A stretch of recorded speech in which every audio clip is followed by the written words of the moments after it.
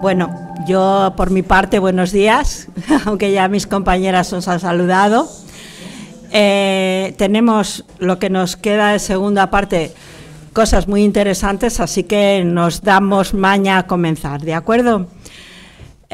Voy a presentar con mucho placer Francisco Mera. Es licenciado en Medicina y Cirugía General por la Universidad de Zaragoza, especialista en Medicina de Familia Comunitaria, Unidad Docente de la Costa, PONEP, Instituto Catalán de la Salud de Barcelona. Si hay algo que no pronuncio bien, me disculpáis, y si quieres lo corriges. Vale. Máster en Diabetes y Nutrición, Universidad Francisco de Vitoria. A muchas de nosotras nos va a tener que hablar de diabetes también. Dirección de la Unidad del COVID, Longevidad y Estilo de Vida. Experto en Seuroterapias de Nutrición Celular Activa. Dirección, Proyectos de Salud. FINSAP. Ya empezamos.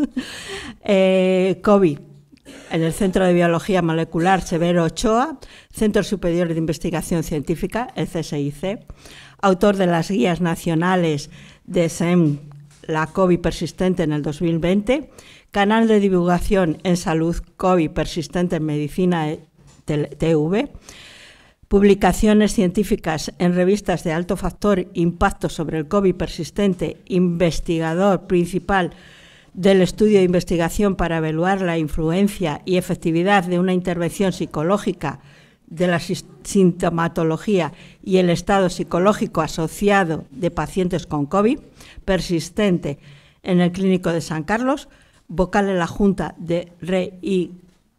Sí. Red Española de Investigación en COVID persistente, autor del prólogo del libro Todo está en nuestros horarios y autor del prólogo El color de las emociones, presentador del canal de COVID Medicina TV. No me quedo corta diciendo que es muy amplio todo su currículum, así que, y vuelvo a decir, si hay algo que he dicho mal, estás a tiempo de traducirlo. Bueno, cuando quieras. Nada, lo primero, agradecer mucho a Confes y... ¿Tengo que abrir? Sí. Vale. Nada, buenos días a todos. Primero agradecer a Confes la invitación y especialmente a María, ¿no? A María López, que me llamó y que me invitó a poder estar aquí con vosotras y con vosotros hoy. Muchísimas gracias. Quiero empezar lo primero pidiendo perdón por cada vez que os habéis sentido mal en una consulta de un médico, ¿vale? Sinceramente, perdón. ¿Vale? Bueno, más allá de esto, vamos a continuar. Trabajo aquí en Madrid, en Blue Health Care, ¿vale? Yo voy a hablar de la COVID persistente, básicamente, pero sí que voy a mencionar, pues, aspectos que os van, bueno, básicamente, muchas de vosotras vivís, ¿no? O de vosotros, ¿no? Siempre hablamos de las mujeres, pero también hay un porcentaje de varones que tenemos, en mi consulta los tengo, que realmente también lo pasan muy mal, como vosotras, y también es justo hablar de ellos. Muchas veces hablamos, siempre en la medicina habíamos hablado de los virus como eso, bueno, es un catarro, bueno, eso, se pasa un virus y ya está, es un virus, ¿no? La medicina nunca le había dado mucha importancia a los virus, pero parece ser que hemos visto la pandemia, ¿no? Lo que llegó a pasar con la COVID, ¿no? Pero eso era nuevo, eso era algo que pasó, que nunca había pasado en la historia. Pues no, evidentemente no. La historia, llevamos en este mundo miles de años, el ser humano, los virus están con nosotros desde que nació el mundo, por así decirlo, y hemos tenido pandemias realmente también de gran inmortalidad, ¿no? Como fue la gripe española, ¿no? La mal llamada gripe española, del año 18 al año 20, ¿verdad? En aquella ocasión murió 1/3 de la población de Europa, o sea, poca broma, o sea, murió muchísima gente, murió más gente por la gripe que por la propia Primera Guerra Mundial. Y luego apareció un síndrome posgripal, lo que llamamos ahora COVID persistente, ¿no? Por ejemplo, o lo que llama síndromes de fatiga crónica encefalomielitis miálgica, que muchas veces van asociados o ha habido un cuadro viral sintomático y en algunas otras ocasiones totalmente asintomático, o sea que no hay referencia de que haya habido ningún virus ahí por medio, pero que evidentemente si tú lo buscas lo puedes encontrar. Y esa es un poquito la clave de poder diagnosticar, ¿no? Buscar para dar respuesta. Por ejemplo, mononucleosis infecciosa, ¿no? En ese caso, el Epstein-Barr. Pues sí, el Epstein-Barr tiene esa capacidad de producir fatiga crónica. Hablamos de virus para hacerlo de una manera más inteligible, ¿no? Pero al final no es el virus en sí, sino partes de ese virus, proteínas de ese virus, que son compartidas por otros virus, por el herpes virus, por el herpes virus tipo 1, el 2, el 6, el varicela zoster, el Epstein-Barr, el SARS-CoV-2, el SARS-CoV-1, la gripe, comparten proteínas. Por eso cuando ocurre un proceso, por ejemplo la COVID persistente, en el que se produce un síndrome de long COVID, virus pasados de ese paciente, ¿no? se pueden reactivar, ¿no? Se pueden reactivar y generar aún más inflamación y más fatiga. Es decir, no es nada nuevo. Lo que ocurre es que lo conocíamos poco, lo conocíamos realmente poco. No se empieza a hablar de síndromes de fatiga crónica casi hasta los años 80 del siglo XX. El síndrome postviral en la segunda mitad del siglo XX. Y ya no digamos el tema de la sensibilidad química múltiple, que casi es de este siglo, o el de la hipersensibilidad eléctrica, hasta yo mismo lo digo mal, electrohipersensibilidad. O sea, realmente son, algunas son cosas que ya venían de antes y otras son nuevas, pero muy parecidas. Y aquí ha habido una palabra que ha utilizado una compañera vuestra que me ha gustado mucho, disruptores endocrinos. No es que vaya a pasar, está pasando. Ya está pasando. Vivimos un mundo, el llamado progreso, ¿no? Que hemos conseguido una sociedad con progreso, con una serie de mejoras, evidentemente, pero que también todo en la vida pues tiene unos prejuicios y probablemente estamos pagando parte de esos prejuicios.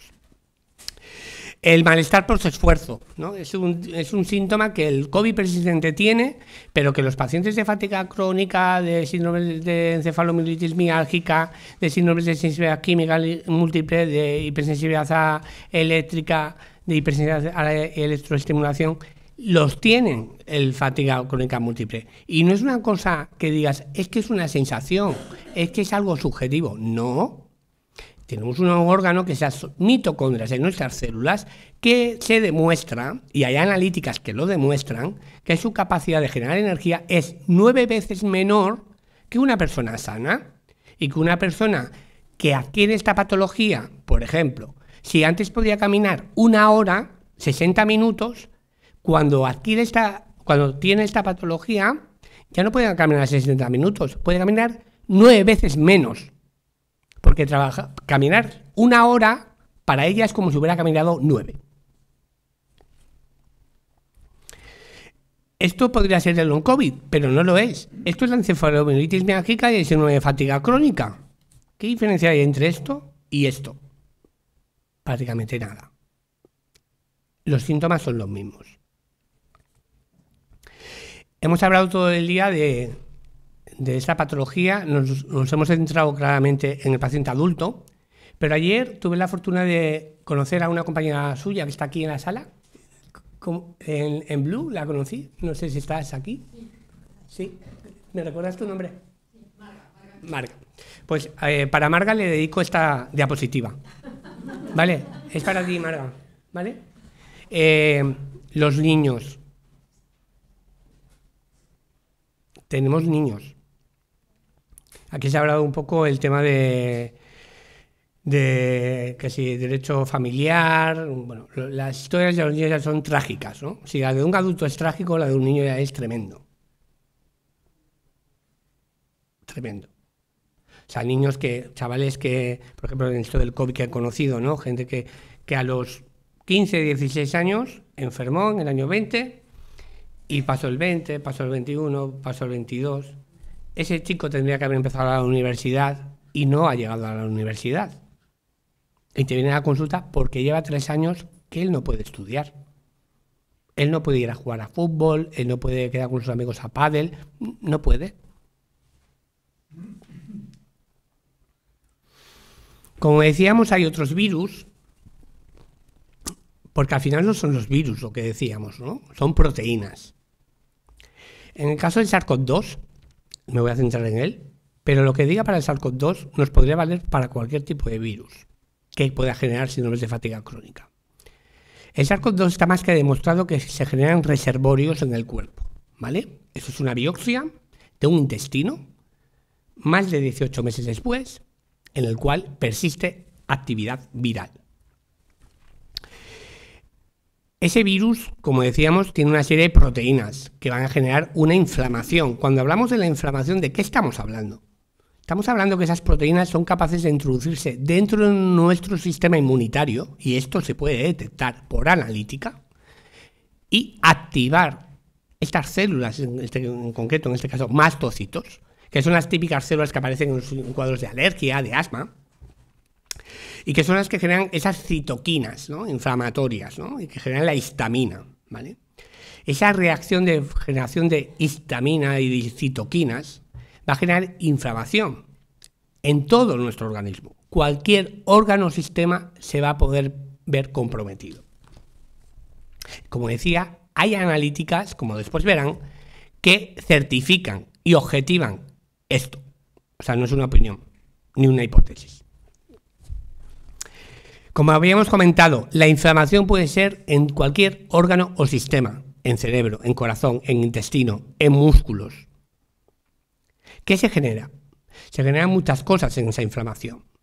Inflama el tejido vascular, generando microcoágulos, microtrombos, a nivel microcapilar, no llegando de una manera fluida lo que sería la sangre a los tejidos y en concreto el oxígeno que necesitan los tejidos para poder trabajar y generar la energía que necesita el cuerpo en cada célula de nuestro organismo.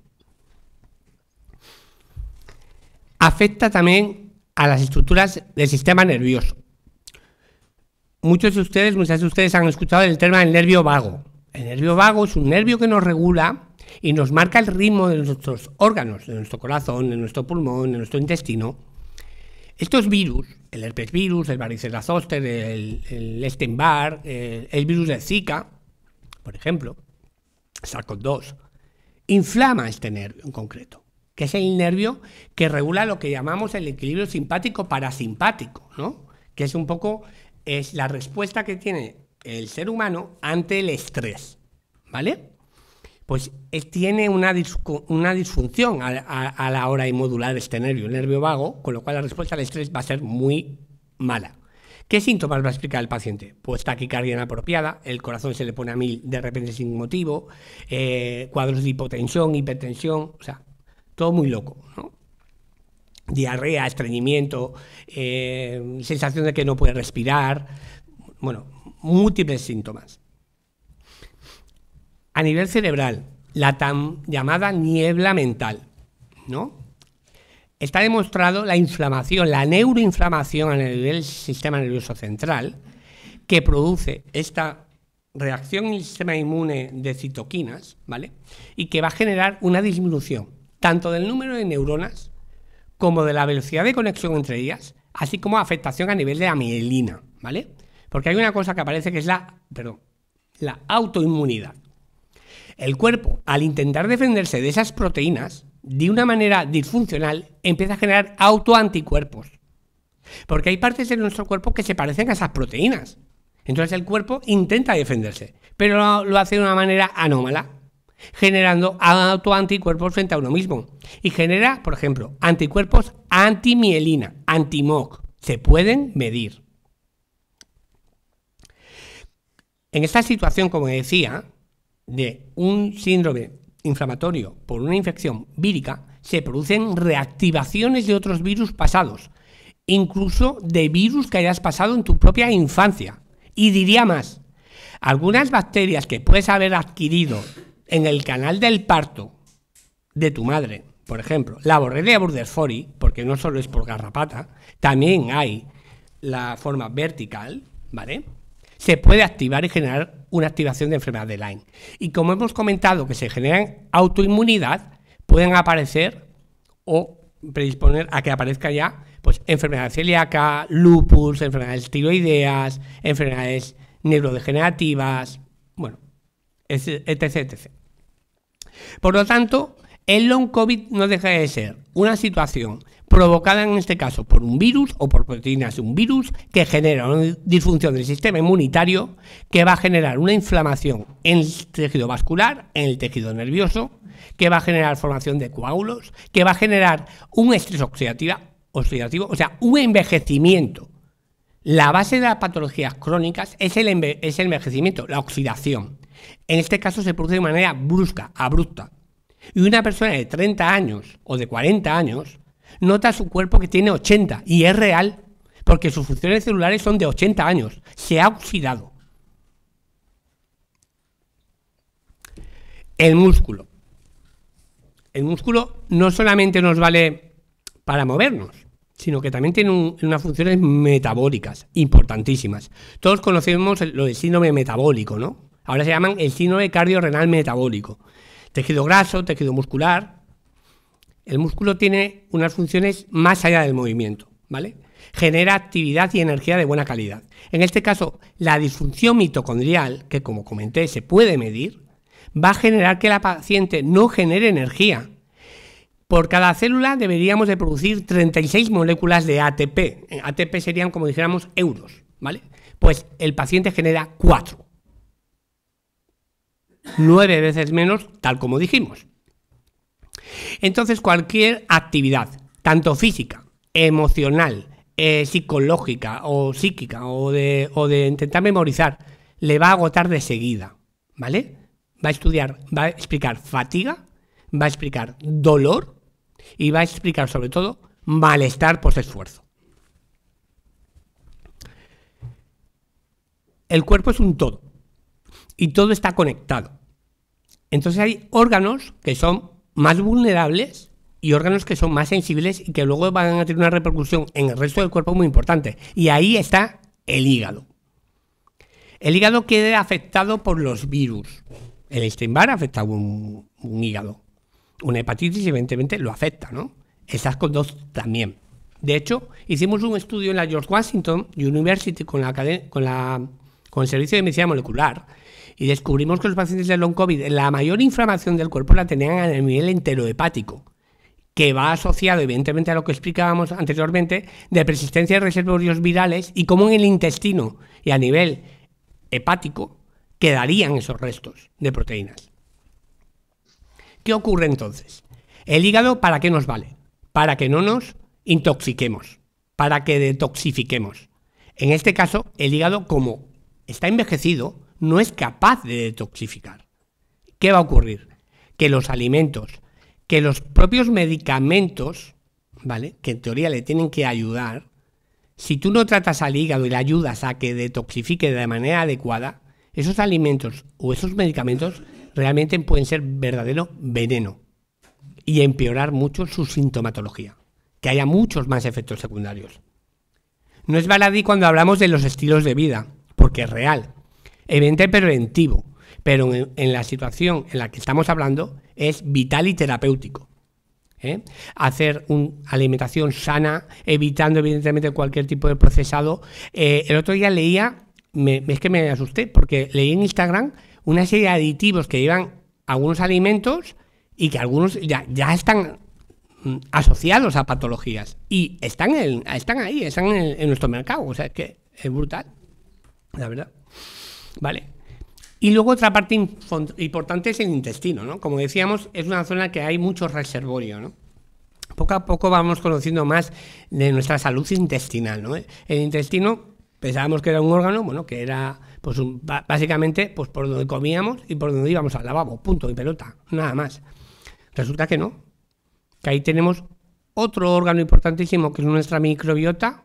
Yo estoy colaborando con la doctora Sonia Villapol, ella está en el Houston Hospital, lleva una unidad de neurociencias, la líder en todo Estados Unidos, estudiando el tema del long COVID en concreto y la neurodegeneración asociada a la microbiota, y ya hay muchos estudios que están demostrando cómo la microbiota, la alteración de la microbiota intestinal va a ir asociada a enfermedades, no sean simplemente enfermedades digestivas, sino también enfermedades desde el campo de la neuropsiquiatría, de la psiquiatría, de la neurología, de la autoinmunidad, Y cómo además modulando de una manera personalizada, porque al final esto no es café para todos. Los tratamientos de los pacientes, de cualquier paciente en cualquier patología, tiene que ser el tratamiento específico de cada individuo, con los estudios específicos de cómo funciona su cuerpo, la función celular, y tratar eso. Porque el mismo síntoma puede producir diferentes alteraciones biológicas. Y si no te tratas tu alteración biológica concreta, tu síntoma no va a mejorar. En este caso, la modulación de la microbiota es posible, pero si se estudia. Por desgracia, a día de hoy, en la cartera de servicios de la Seguridad Social, no está. Vuelvo a repetir un concepto, el concepto de la inflamación y de la célula senescente, nuevo concepto, célula envejecida. La célula senescente es aquella que genera una serie de citoquinas que habíamos hablado anteriormente y genera unos patrones de envejecimiento, que son típicos con el paso del tiempo, que a todos nos va pasando conforme va pasando el tiempo, ¿no? De hecho, el ser humano empieza a envejecer a los 25 años, ¿vale? La gente piensa que empezamos a envejecer no sé a qué hora o a qué edad, pero a los 25 años, ¿vale? Y hay 2 escalones en la vida de las personas. Y no son los 80, son los 44 años y los 60. ¿Vale? No es baladí ni casualidad tampoco que la edad media, por ejemplo, del long COVID en todos los estudios sean los 42-43 años. Porque justo es ahí donde ocurre un escalón para el envejecimiento. Claro, estás ahí en el precipicio y te llega un virus y te arrasa. Otras alteraciones que aparecen serían endocrinas, ¿no? Los niveles de cortisol. El nivel de cortisol es importantísimo porque es la que nos va a dar ese push para poder hacer nuestra actividad física, el estrés, o sea, combatir el estrés, o sea, responder ante situaciones de estrés. Un paciente de long COVID está demostrado que tiene poco cortisol. Muchos de ellos tienen poco cortisol porque hay zonas a nivel cerebral de la hipófisis que se inflaman, se genera una hipofisitis y todo lo que es el eje del cerebro a la glándula suprarrenal, que es la que genera cortisol, pues se ve alterado. Si tenemos poco cortisol, ¿qué nos va a producir? Pues básicamente inflamación crónica y también autoinmunidad. Hemos pasado una pandemia y parece que esto se acabó a día de hoy.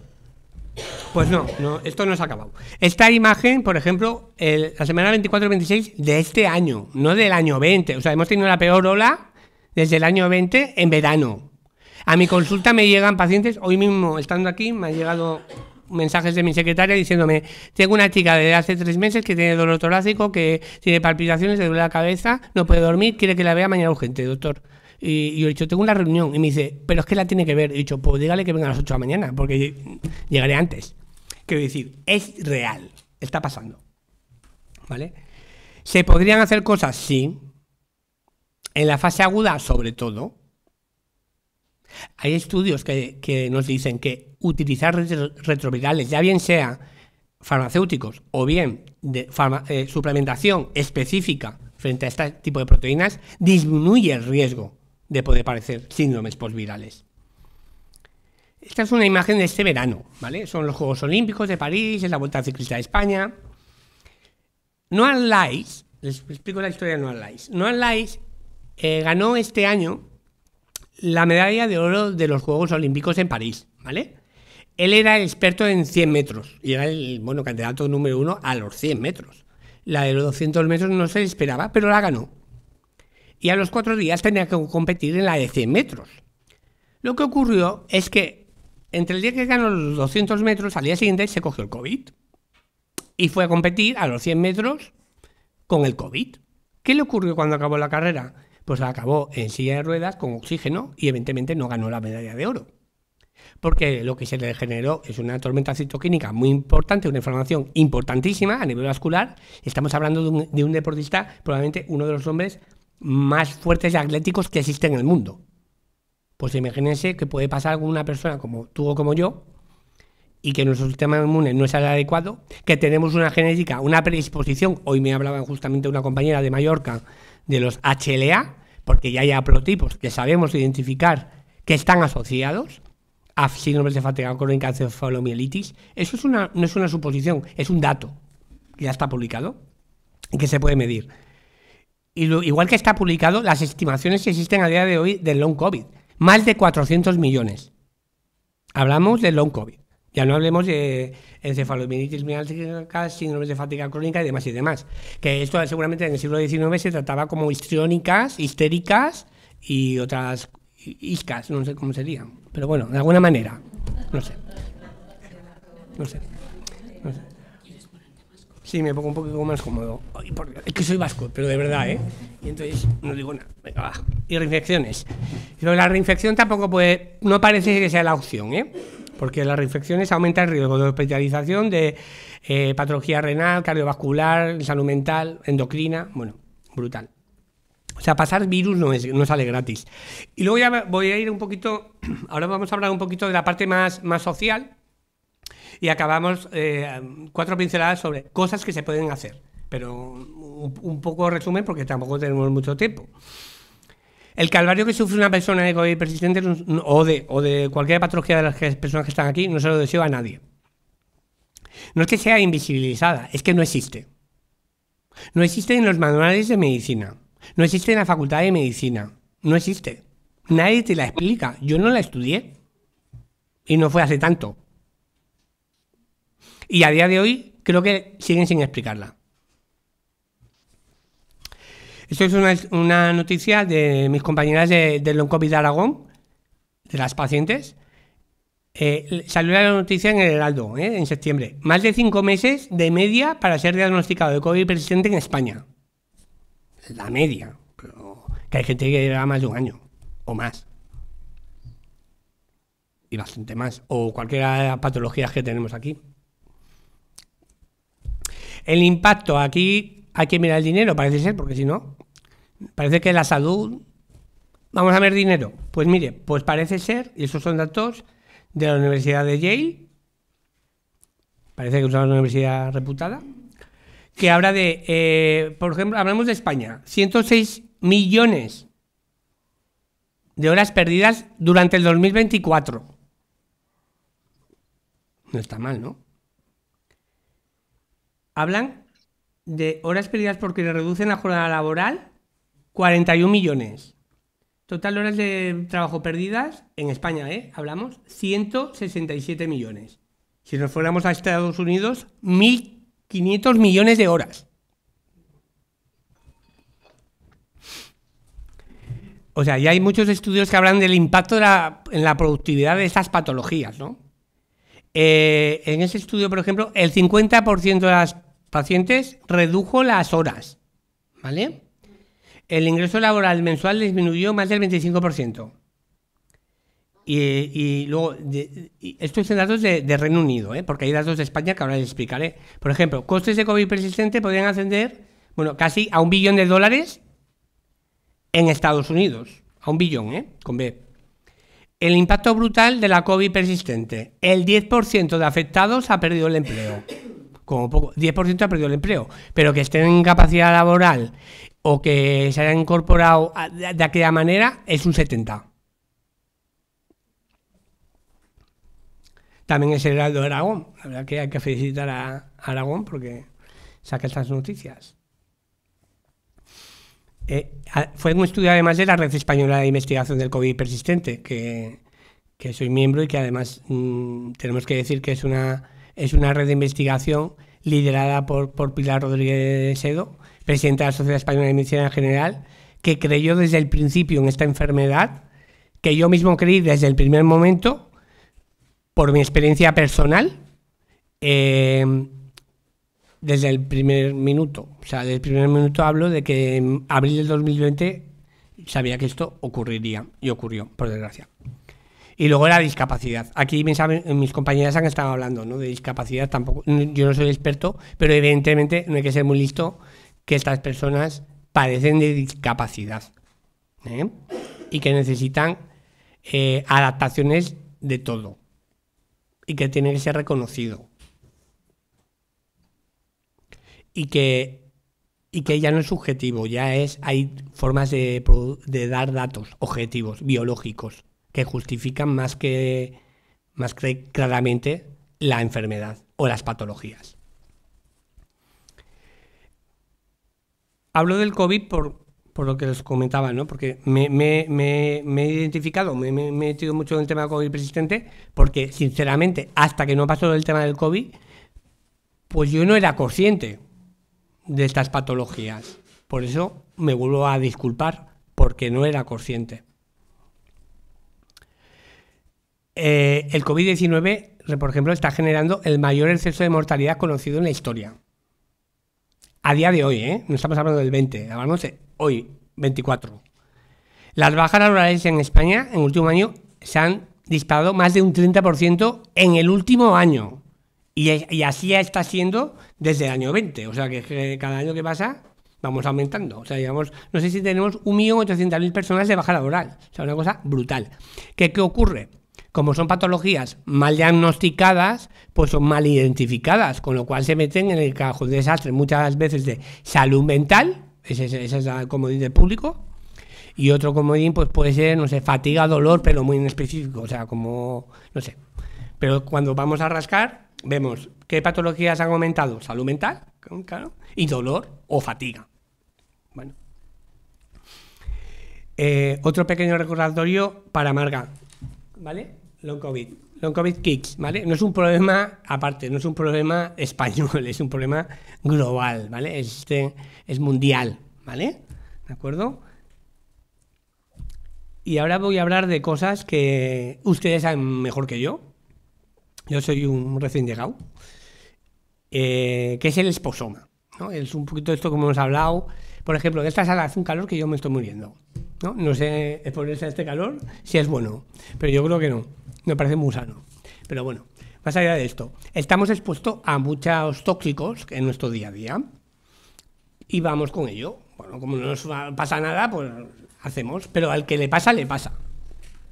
Eso es como, yo qué sé, como uno que tiene un hijo celíaco. Mi hijo es celíaco y cada vez que iba a los cumpleaños, pues nadie se acordaba de él.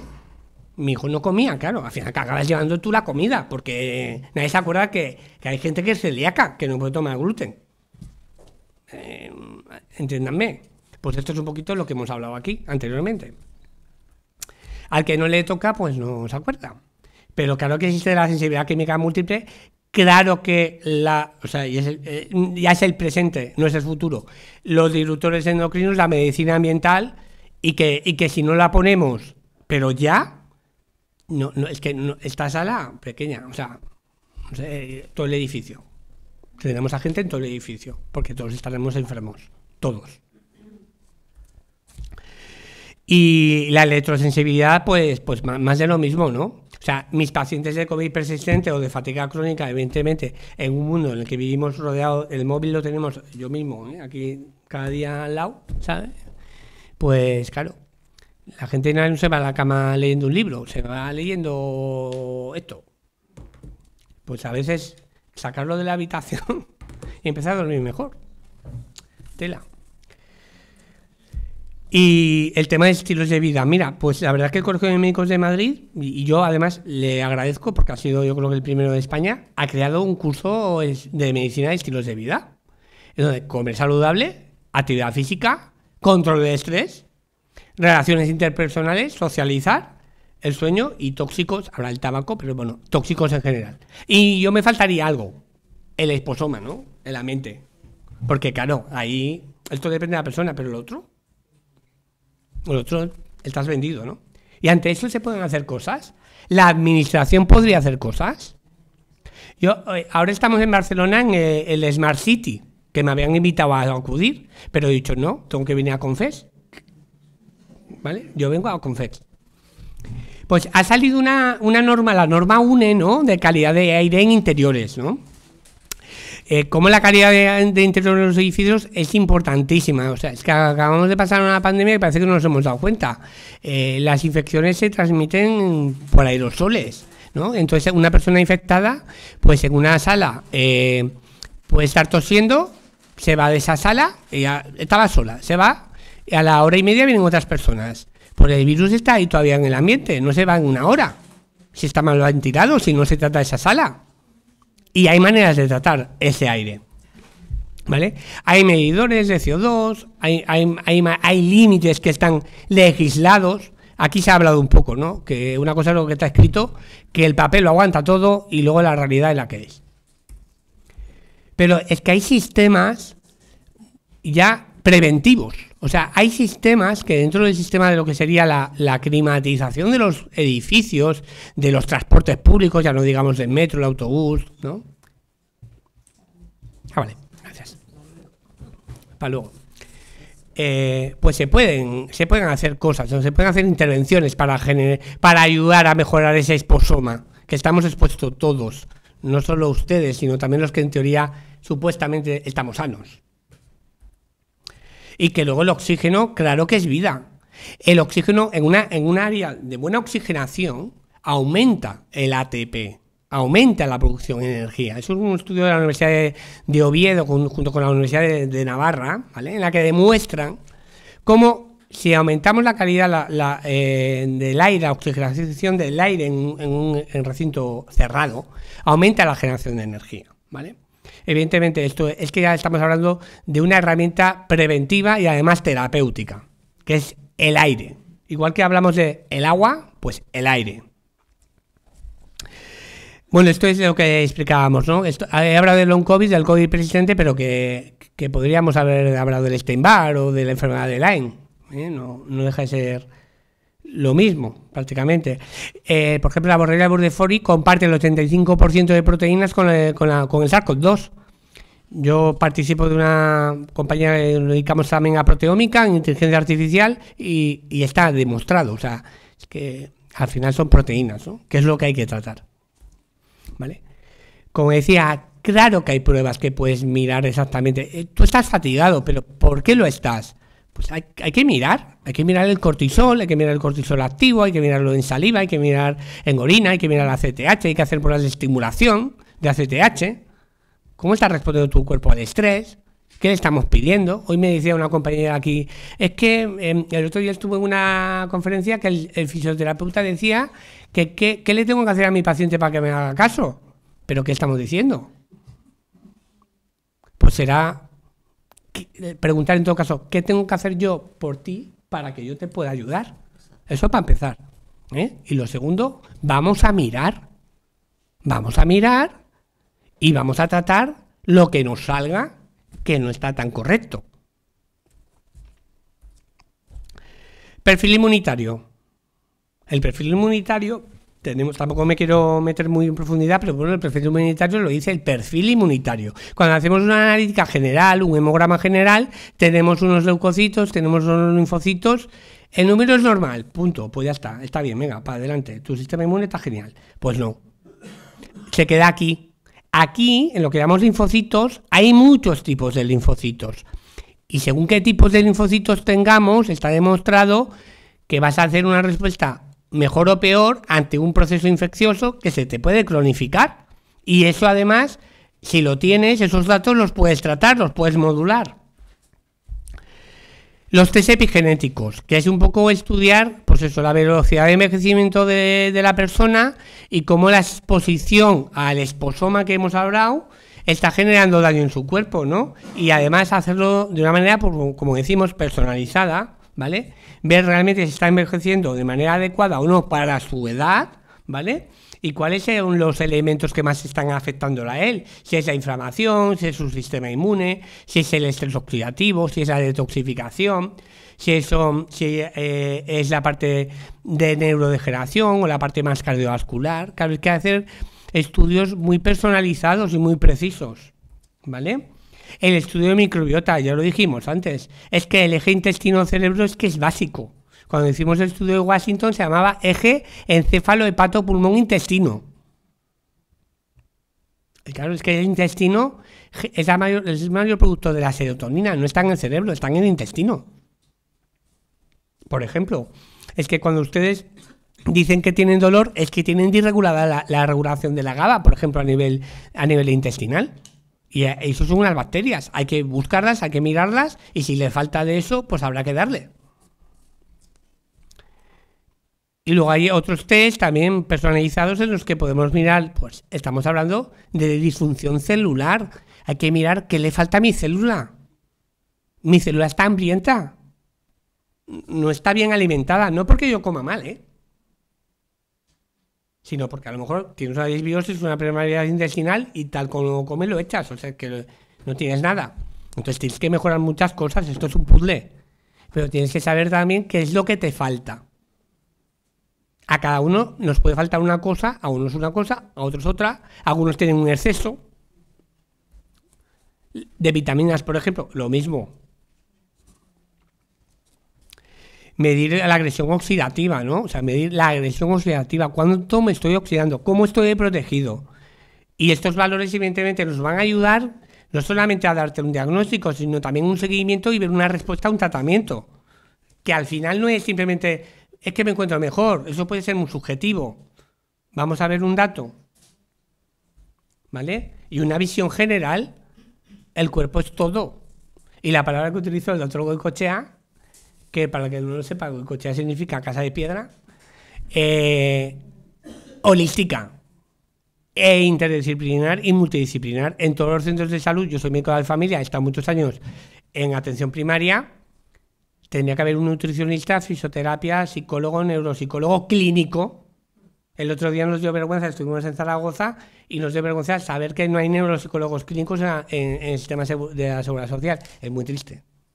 Cuando la rehabilitación neurocognitiva ha demostrado mejoras espectaculares a nivel de la neurocognición.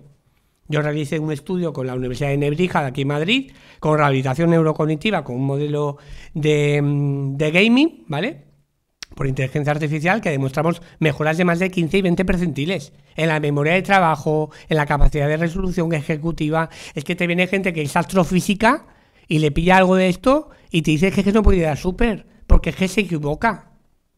Porque has comprado 4 veces la misma cosa. Y es astrofísico, o jefe de inversiones del banco XYZ.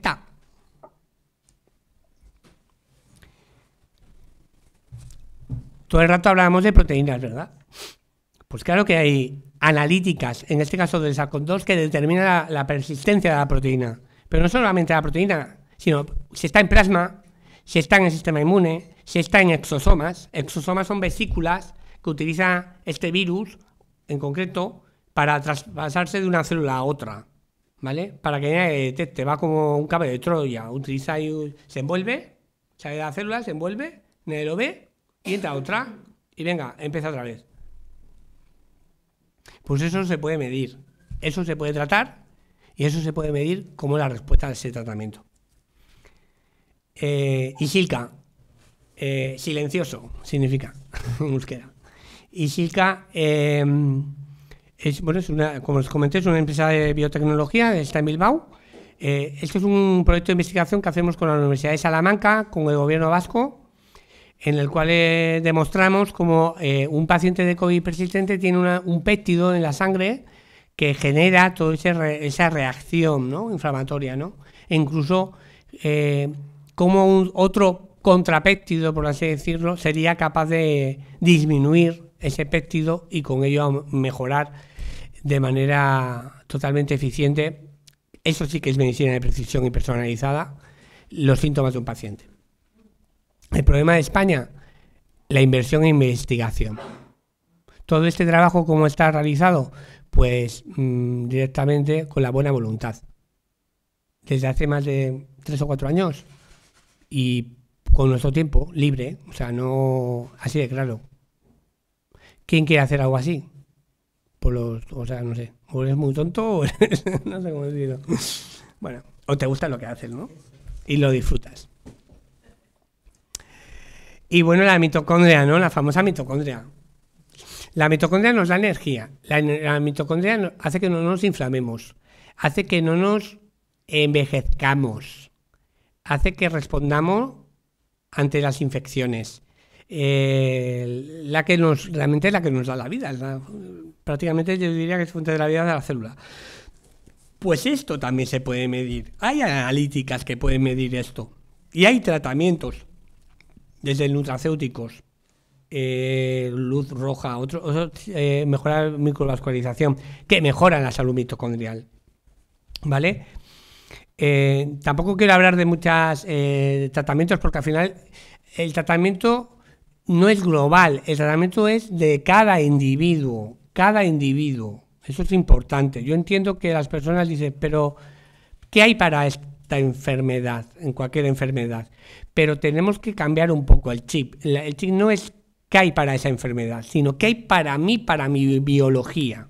Porque a lo mejor, lo que decíamos, lo que te va bien para ti no te va bien para el otro.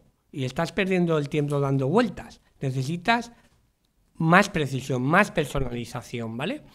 Eso es un estudio que hicieron unos compañeros aquí del Clínico de San Carlos, de Madrid, el doctor Guiú, ¿vale? Neurólogo, con una neuromodulación transcranial, en este caso, en el que demostró mejora de fatiga, ¿no? Nosotros en nuestra unidad también la realizamos, la neuromodulación, y observamos mejoras tanto de síntomas de fatiga como síntomas depresivos. O sea, es que ya hay cosas, evidencias que realmente están demostrando que mejoran, ¿no? Como me ponía aquí la nota de prensa, ¿no? Neurólogos del Hospital Clínico San Carlos descubren que la estimulación transcranial mejora la fatiga física en el COVID presente. Es que hay que dar también, o sea, a veces no es simplemente, no es curar, es también paliar, acompañar, ayudar. Yo 10 años fui médico de final de vida. Sabía que mis pacientes, pues no los iba a curar a ninguno cuando iba a sus casas. Yo hacía mi consulta y aparte hacía fines de semana o noche, iba a la casa de la gente que estaba al final de sus días. Podía ser en el momento final o semanas, que le quedaran semanas. Pero yo iba allí y yo escuchaba y yo intentaba aportar algo si podía. Ellos me aportaban todo. Si algo he aprendido de la medicina es lo que yo aprendo cada día y sigo aprendiendo de ustedes. Y el agradecimiento que tengo cada vez que viene alguien a mi consulta y deposita su confianza en mí. La estimulación del nervio vago también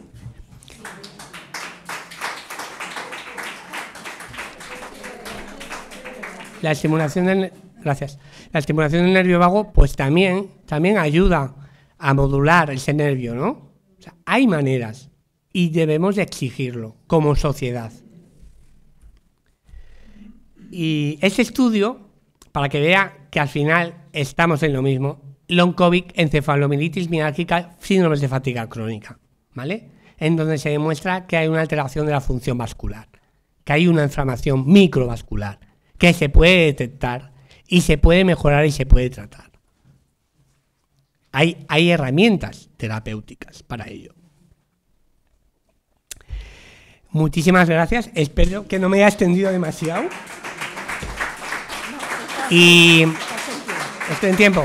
Bueno, de nuevo, muchísimas gracias.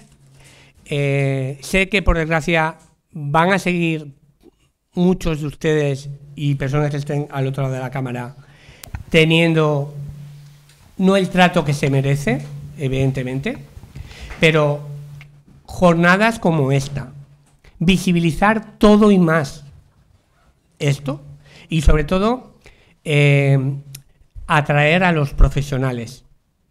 O sea, los tenemos. La RICOP, la base de la RICOP, que eso me encanta, es que ahí hay científicos, pero hay también asociaciones de pacientes. Muchísimas gracias. Muchísimas gracias.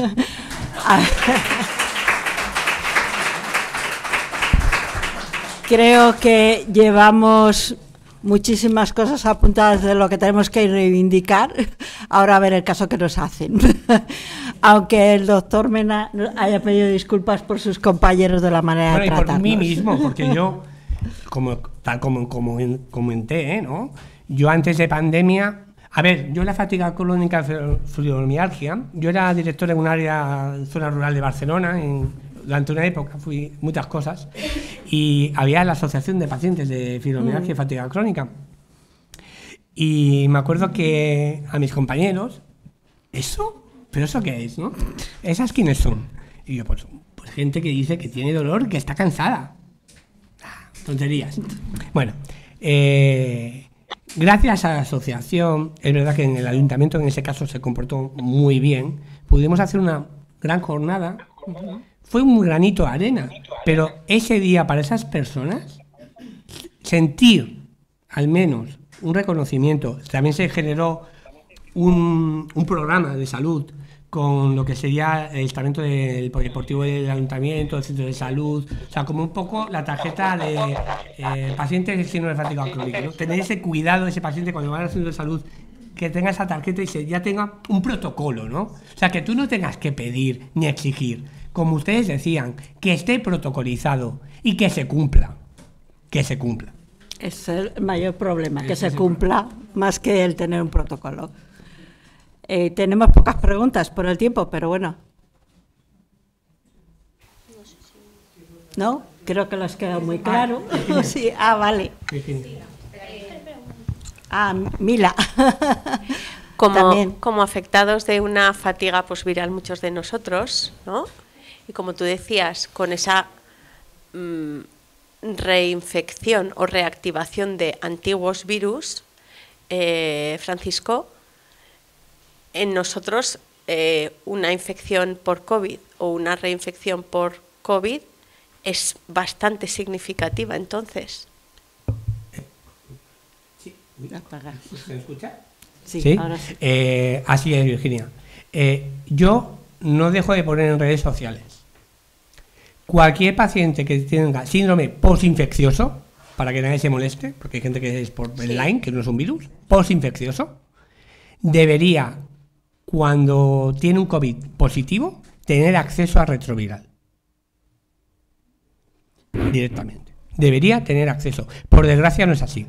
Tengo compañeras, algunas pacientes mías, doctoras incluso, que les he hecho el informe, han ido al hospital de referencia de su zona. Trato pacientes de toda España y muchos en Europa, algunos en Estados Unidos, en otras regiones del mundo, y es una pena.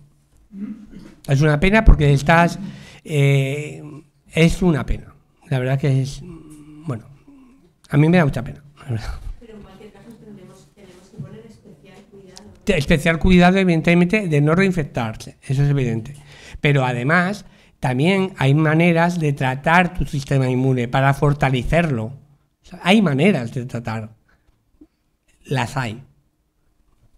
Pues hay que ponerse a trabajar en ello, claro. Pero siempre muy individualizado, personalizar y de la mano de un profesional. O sea, yo entiendo que a veces la desesperación hay que estar siempre en manos de profesional, eso sí, eso sí. Mila. Sí, a ver, que no le veo. ¿Se me oye? Sí. Doctor, desde Dolfa, España, le agradecemos enormemente que nos haya mencionado a los niños, que haya hecho énfasis en lo que implican estas enfermedades y el COVID persistente, que mi pregunta es esta directamente. ¿Tienen datos también sobre COVID persistente en ámbito pediátrico o en ámbito infanto-juvenil? Mire, justamente lo estuve revisando y ayer lo revisé otra vez y, por desgracia, ante la falta de identificación de pacientes, piense, por ejemplo, en adultos. Salía en Aragón que había 2.000 personas afectadas, ¿no? Cuando sabemos que al menos un 10% de la población de Aragón debe tener long COVID. Dícese, probablemente más de 100.000 personas deben tener COVID persistente en Aragón. Y hay 2.000. En niños aún es mucho más difícil. Es increíblemente difícil y es muy desolador, Todo este tipo de patologías, el problema es lo que le digo, la administración debería hacer formación, sensibilización, pero desde la facultad, lo primero, y luego, evidentemente, en el ámbito sanitario, ¿no? Pues en centros de salud, hospitalaria, para que se identifique, porque hay códigos de identificación. Aquí, la Comunidad de Madrid, me consta porque he estado, se hizo unas jornadas en el Colegio de Médicos de Madrid, donde se ha diseñado un protocolo justamente para identificar esta patología, ¿no? Y que el médico de atención primaria ponga ese diagnóstico. Pero ni por esas. O sea, realmente es tristísimo. La Red Española de Investigación, REICOP, en su página web existe un QR, que es súper sencillo. Incluso hay una app de móvil que la puede utilizar para el propio profesional para poner el diagnóstico y que estarían todos esos datos irían a una base común de toda España. Bueno, de toda España. Cualquier persona del mundo la podría poner, ¿vale? Pero bueno, nos ceñimos a donde estamos. Tenemos esa capacidad. Hay herramientas que ayudarían a eso, pero por desgracia no se están usando. Se ha hecho un máster de long COVID, de COVID persistente, pagando la mitad de lo que sería esto, e incluso regalando inscripciones al curso, y ha habido sociedades científicas que no han encontrado ni un profesional de toda España que se haya interesado en él. Por eso digo bien. Buenas. A ver, ¿se escucha? A ver, preguntar, tenemos un caso de un socio que presenta COVID persistente porque él todos los problemas que tiene los tiene a raíz del COVID. Ha pasado 2 veces el COVID, la segunda vez que lo pasó empeoró todavía más. Él ha debutado con enfermedades pulmonares y con COVID persistente. Y va al reumatólogo y le dice que no, que tiene fibromialgia. Sabemos que son síntomas muy parecidos, pero ¿cómo hacer ahora de que a este socio le diagnostiquen correctamente su COVID persistente, que es lo que él tiene? Además de que tenga una fibromialgia, pero todo viene del COVID. Mire, por desgracia, hablo del Sistema Nacional de Salud, ¿vale? Porque me voy a ceñir a lo que el sistema ofrece a día de hoy. Unidades de COVID persistente en España actuales hay poquísimas. Las están quitando. Las han quitado. Yo tengo, por ejemplo, pacientes que iban a un hospital, no voy a decir hospital para que nadie se ofenda, un hospital de Madrid, por ejemplo, que tenía en la unidad de long COVID más de 4.000 pacientes. No uno ni dos, no, 4.000. ¿Vale? La quitaron, ¿vale? Y los derivaron, pues los fueron repartiendo, ¿vale? Y un porcentaje importante los repartieron a salud mental. Consta de que, por ejemplo, en Sevilla, en Virgen del Rocío, sí tenemos unidades de COVID y no lo han mandado. Ya, pero claro, yo no estoy... Primero, el tema de salud saben que están transferidas y cada autonomía realmente es un mundo. O sea, esa es otra. Las diferencias en la equidad en salud en España es brutal. 17 autonomías en salud no somos iguales. Está claro que no. Eso es así. Pero es que incluso en la misma provincia, o sea, o incluso en el mismo barrio. O sea, depende de qué calle estés, te toca o no te toca. O sea que eso es así.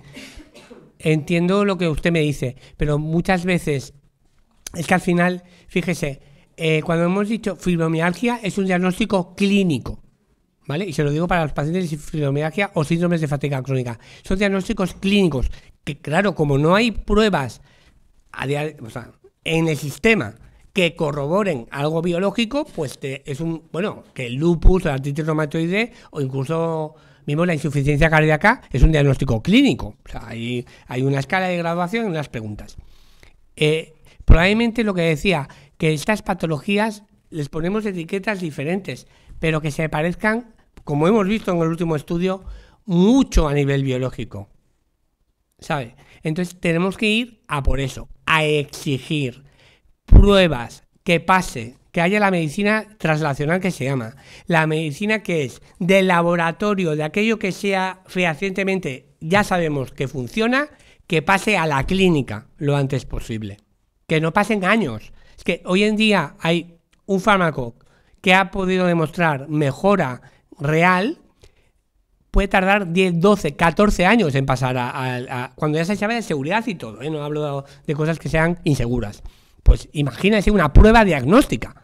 No hablamos de un medicamento, hablamos de pruebas diagnósticas que sean seguras, que no sean invasivas, que sean mínimamente invasivas. y que puedan ayudar a dar un diagnóstico certero y que además puedan ayudar al tratamiento y al seguimiento, pues es por ahí donde tienen que seguir luchando. Y yo como científico y como médico, pues seguir exigiendo, ¿no? Y buscando y tocando puertas todas y más. Y muchas gracias, que creo que no... Te iba a decir, esta es la parte en la que un poco nosotros tenemos la idea de ir de la mano de la plataforma de organizaciones de pacientes con otros pacientes crónicos que también están pasando por esto, y es decir, yo creo que esa va a ser otra de nuestras posibles líneas estratégicas, ¿no? El ir con otros que les pasan cosas parecidas, aunque no se llamen igual o sí, ¿no? Fue muy duro, simplemente os cuento la anécdota, Bueno, voy a llamarlo anécdota. Tuvimos una reunión, Pilar estaba también Carmen Lozano, una reunión con el Ministerio de Sanidad, con Salud Pública, cuando salieron estas guías que no hemos querido enseñar a nadie y que todo el mundo retiró, y nos dijeron en nuestra cara que el 98% de las personas con long COVID se habían recuperado. Que nosotras, o sea, bueno, es que como estábamos tan indignadas en general con todo lo que estaba pasando en aquella reunión, pero ya cuando nos dijeron esto nos pareció como un poco de broma, ¿no? Pero bueno, que sepas. También es verdad, bueno, vamos a ver si con el nuevo ministerio estamos en otro. Que se han quitado las unidades post-COVID precisamente es porque niegan que existan. Bueno, también puedo decir, justamente aquí que está Virginia Gasón, que en Aragón se aprobó, en las Cortes de Aragón este año han aprobado una proposición no de ley y se ha creado una unidad de long COVID Aragón que comenzará ahora en diciembre. O sea que empieza a haber algo en algún sitio que se está moviendo y que no va en la línea esa. No, pero vamos a ver. Lo general, pero bueno. Sí, tendremos que copiarnos cosas. Vamos a ver. Muchísimas gracias.